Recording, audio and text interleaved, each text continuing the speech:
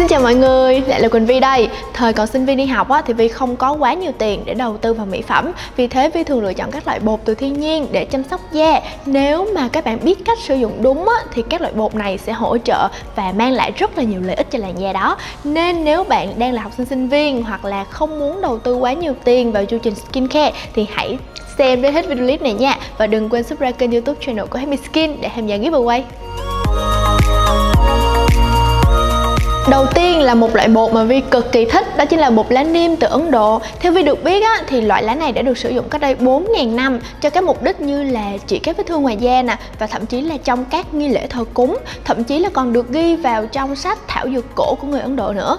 Loại cây này rất là dễ trồng, chịu được khô hạn. Ở Việt Nam thì cây niêm thường được trồng ở các vùng miền Trung và nhiều nhất là ở Ninh Thuận. Lá niêm có rất là nhiều công dụng như là chữa được bệnh tiêu hóa nè, bệnh tiểu đường và bệnh tim mạch. Tuy nhiên là trong video clip ngày hôm nay thì Quỳnh Vi sẽ chỉ nói về công dụng làm đẹp cho chị em chúng ta thôi nha.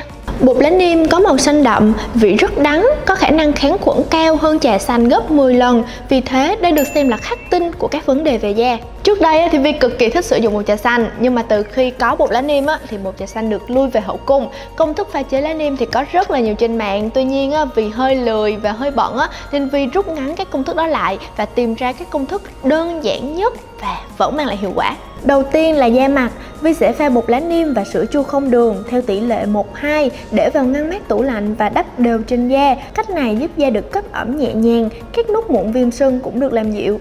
Ngoài ra thì Vi sẽ trộn bột lá niêm với sữa rửa mặt của mình như một loại tẩy tế bào chết cho da mặt. Tương tự thì Vi sẽ trộn bột lá niêm với sữa tắm để tẩy tế bào chết cho da body.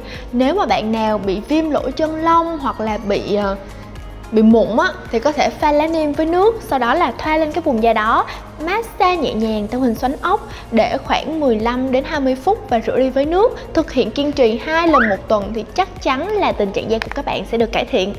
Thêm một cách sử dụng bột lá niêm cho các bạn bị gầu đó chính là massage sau khi mà bạn làm ướt tóc massage trên da đầu với bột lá niêm khoảng 5 phút nhẹ nhàng thôi, như là bước tẩy tế bào chết cho da đầu, sau đó là xả sạch với nước và gội đầu như bình thường. Nếu mà bạn kiên trì áp dụng khoảng 2 đến 3 lần thì da đầu của chúng ta sẽ được cải thiện tình trạng gầu rất là tốt luôn. Ngoài ra các bạn có thể sử dụng lá niêm để đánh răng, trị hôi miệng và làm sạch khoang miệng hơn. Rất là đơn giản, các bạn chỉ cần cho kem đánh răng ra bàn chải, sau đó là nhúng một chút bột lá niêm vào, đánh răng như bình thường thôi. Tuy nhiên các bạn lưu ý là bột lá niêm rất là đắng nên nếu mà bạn nào chưa quen thì phải cẩn thận nha. Loại bột thứ hai chính là bột nghệ. Đây là loại cây trồng được trồng rất là nhiều ở Gia Lai, có rất là nhiều công dụng đối với việc trị bệnh cũng như là chăm sóc làn da. Tuy nhiên các bạn cần mua bột nghệ có nguồn gốc và xuất xứ rõ ràng nha. Vi khuyên các bạn nên mua tinh bột nghệ thay cho bột nghệ truyền thống, vì tinh bột nghệ đã được tách dầu cũng như là loại bỏ tạp chất, hạn chế để lại cái màu vàng trên da khi mà các bạn đắp mask. Trong bột nghệ có curcumin, đây là nguồn gốc của tất cả các công dụng của bột nghệ. Trước đây thì Vi có bị té xe và để lại một vết thương khá lớn ở đầu gối. Kiên trì sử dụng nghệ tươi trong vòng 1 tháng thì hầu như là biến mất sẹo thâm gì luôn. Nói chung nghệ công dụng rất là tuyệt vời trong việc điều trị các vết thâm và vết sẹo. Công thức mặt nạ mà Vi thường áp dụng để làm mờ các vết thâm mụn gồm 2 muỗng tinh bột nghệ, 1 muỗng mật ong, nửa muỗng cốt chanh và một chút nước tạo thành một hỗn hợp sền sệt. Công thức cấp ẩm cho da gồm 2 muỗng tinh bột nghệ, sữa tươi không đường tạo thành một hỗn hợp sệt sệt vừa đủ. Sau đó bôi đều lên da và để trên da tầm 10 đến 15 phút và rửa lại với nước sạch. Có một mẹo cho các bạn là sử dụng nước ấm để rửa đi lớp mặt nạ đó, tránh để lại màu vàng trên da. Kỹ hơn một chút thì các bạn có thể sử dụng bông tẩy trang và toner lau trên toàn khuôn mặt, sau đó là tiếp tục các bước diễn da tiếp theo. Loại bột tiếp theo rất phổ biến ở các nước có khí hậu ôn đới như Mỹ, Úc, Ba Lan, Canada, đó chính là yến mạch. Loại cây này không thể trồng ở Việt Nam nên chỉ có thể nhập khẩu mà thôi. Đây là một loại lương thực rất giàu dinh dưỡng. Trong bột yến mạch, nguyên chất có chứa hàm lượng dưỡng chất cao như 66% carbon hydrate, 11,2% protein, 9,2% chất béo, 7,1% chất xơ hòa tan cùng các thành phần khoáng chất vi lượng thiết yếu cho cơ thể như natri, kali, canxi, sắt, magie, phosphor, kẽm, đồng, chrome, selen, các loại vitamin như vitamin B, vitamin B6 và vitamin E. Vi rất thích ăn sáng bằng bột yến mạch và trái cây, rất là đầy đủ dinh dưỡng vừa giúp giảm cân và đẹp dáng nữa.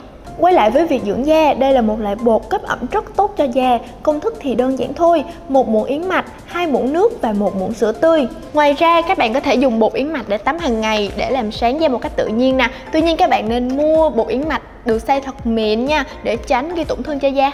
Có một loại đậu mà Vi rất thích khi đi ăn chè, đó chính là đậu đỏ. Và loại bột tiếp theo mà chúng ta nói đến chính là bột đậu đỏ. Bột đậu đỏ có chứa chất chống oxy hóa, chất sắt, chất xơ cùng các vitamin C, E, B1, B6 giúp làm sáng da rất hiệu quả. Bạn có thể trộn bột đậu đỏ với sữa tươi hoặc là sữa chua không đường để đắp mặt nạ. Ngoài ra có một công thức tắm trắng với bột đậu đỏ mà Vi rất là tâm đắc và đã thực hiện thành công.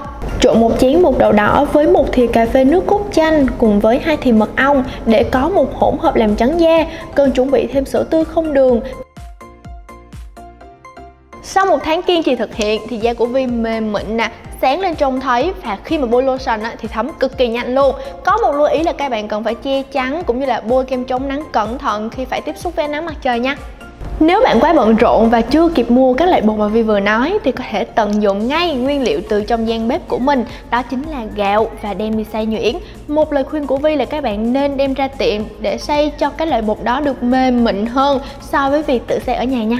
Trong gạo xay nhuyễn có chứa rất nhiều vitamin nhóm B, E giúp cải thiện các đốm nâu. Bạn có thể trộn gạo xay nhuyễn với sữa tươi không đường để tắm hàng ngày thay cho sữa tắm.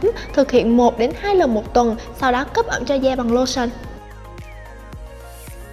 Tóm lại, làm đẹp ở bột thiên nhiên có 2 ưu điểm. Thứ nhất là tiết kiệm, thứ hai là an toàn. Tuy nhiên vẫn có vài điểm trừ nho nhỏ như là lỉnh kỉnh nè, tốn thời gian chuẩn bị và hiệu quả thì hơi lâu một chút xíu.